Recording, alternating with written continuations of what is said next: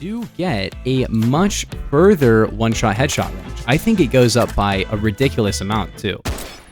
Okay, what? This is crazy, dude. All right, so hello gamers, and what is going on in this server? Okay, I think I'm in a game with a developer of the game. Oh my gosh, this is giving me vibes of 2020 Christmas. Like I had like 50 subscribers the last time this map was in the game. Anyway, there's so many weapons in Phantom Forces that you're going to end up with ones that are just not used at all. And today I'm going to be showing you some of the most underrated weapons in Phantom Forces. Let's just jump right into it. The first gun up is the rank 14 M4. The M4 is an amazing gun. This door is closed. That's so weird. And since it's rank 14 and people that are starting out the game probably suck and can't use a burst weapon, you're not going to see a lot of people with this one. Also, after you finish the video, comment your underrated weapons down below and maybe I'll make a part 2. However, it's actually one of the absolute best weapons in the game because with 6.5 Grendel, it has this 3-round burst with 900 RPM, and then it can also 2-shot to the head, and it does 44 to the body as well. So you can pretty easily one-burst people. What?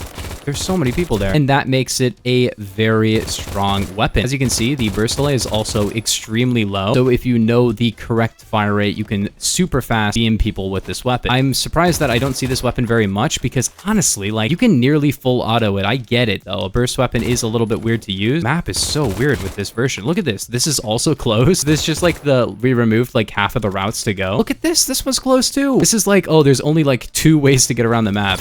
I do not like that. Wow, that one burst though. Anyway, the time to kill of this weapon is ridiculous. If you land 2 headshots, it's like what? Under 0.1 seconds. This is close to... Dude, every door is closed. Now, the next weapon is from the LMG class, and it's actually the M1918A2. Now, this weapon is really interesting because it shoots really slow, but the damage is really great. For an LMG, it only has 20 rounds, which sounds pretty bad because it is pretty bad, but the fire rate is not honestly as bad as you'd expect, and the time to kill is actually really good because it can 2-shot body shot. It has some really annoying stuff like, first off, it is open bolted, and if you don't know how the open bolted weapons go, you are actually unable to load a +1 into them, which feels really, really weird, not gonna lie. You can't reload when you spawn and put in an extra bullet, which feels weird, you know, because most of the time you're gonna want to do that in this game. Also, the damage graph is super weird, and it has a 350 RPM, like DMR mode, which it does not have better range when you do that, just lower recoil. The only thing I really do not like about this weapon is that the headshot multiplier is actually 1.4, which is the normal headshot multiplier for any old automatic weapon like PDW, LMG, assault rifle, doesn't matter. Most of them do 40% more headshot damage,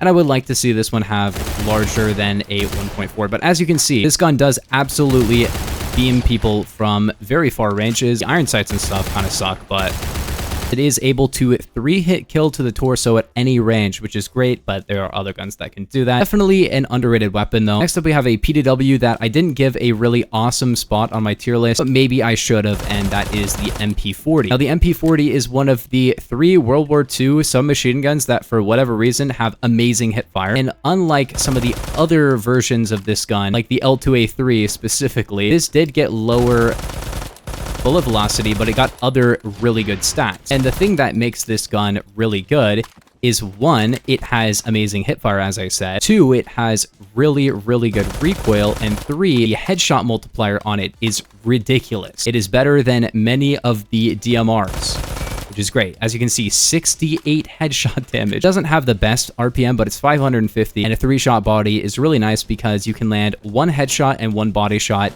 and very consistently kill people, and it's very easy to hit your headshots as well. The only problem with it is, of course, like I said, the fact that it simply does not have great bullet velocity, which I guess that's realistic, but unfortunately, that can be a big problem for using it at range. Hipfire is actually like perfectly accurate. It's ridiculous. I'm not really a big like hipfire user in this game for some reason. Ooh, let me around the corner. Okay. Next up, we have actually the M21. The M21 is an interesting weapon because you can run hollow point on it and it's still really good, and you can run armor piercing, and both of them do different stuff. So armor piercing allows this weapon to do 53 to the torso at any range, which basically lets you two-tap people, which is obviously great. Normally it does almost enough to two-shot all ranges, which is obviously really good, and it can one-shot, as you can see. But when you run AP, it can actually two-shot if both of them are torso hits, which is honestly really good. The RPM is 280, which feels a little bit weird when you're first using it, but honestly it's not bad at all. And then, yeah, very easy to tap. So MSG 90 is maybe a little bit better, but there are a couple of really nice upsides of using this one over the MSG. First off, I think it probably has better handling. Like, it has really fast recentering, and also it can one-shot headshot. Now, if you run hollow point on the MSG 90, it can one-shot headshot, but then it can't two-shot all ranges. So with the MSG, you have to run AP to get the two-shot, and then you can't one-shot headshot up close. Or you can run hollow point to get the one shot, but then you can't two shot at range. So you have to like kind of pick one upside or the other with those ammo types. However, with this weapon, you can actually run AP and then still one shot headshot, but then also be able to two shot all ranges. However, if you run hollow point, you do get a much further one shot headshot range. I think it goes up by a ridiculous amount too. Okay, wow. So with this, you get 166 stud one-shot range, which is obviously really... I can't hit him. So if you want to three-shot people at long range, but then go for your headshots and then get two shots or one shots, then this is obviously going to still be a great option. I don't know which one I like more, honestly. Wow, what a headshot. For me personally, I probably prefer to run AP because I don't feel like I need to headshot people as often. I don't know, this gun is honestly not bad at all. Like 110 stud one-shot range, I think it is great. And then if you run hollow point, it goes up by a lot. Because hollow point now, if you didn't know, reduces your torso multiplier, but not necessarily your damage, because a lot of these guns have such a high torso multiplier that if you reduce it, it's still more than 1. So you're not really losing too much damage, but the main thing it does is it gives you better range and slightly more headshot multiplier. 2% more, but that 2% can go a long way, as you could probably tell with this weapon, where because of how the ranges and the headshot multiplier work, it makes you headshot like 50% further, which is, yeah, it's very good, as you could probably expect. And overall, I do not use this gun enough. I think it's honestly really good. 127 studs, it did 97. It's really not bad. Now we're on to the very last spot on this list, and I'm curious what map we got, but this is crazy, dude. I don't really remember this map at all, and I don't think I played other than 2020 Halloween, unfortunately. Even though I played this game a lot, you know, for years and years. Wait, that looks sick. Look at my brass knuckle. It's orange. Because when you're using the reflective, it depends on the skybox, which is why people used custom skyboxes. But wow, that looks really nice. I wish you could have a custom skybox in like every map. Honestly, that might make people play the game more.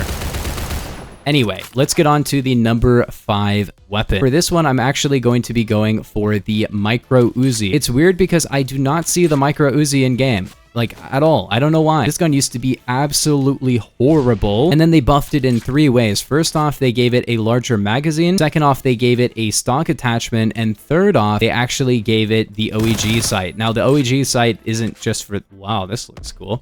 The OEG sight was not really added for this gun in particular, but man, does it work on this weapon. Like, it is so important on this weapon in particular. And maybe I should go to the server browser, honestly, to show you guys this weapon, because you can actually hit people from even very far away with this.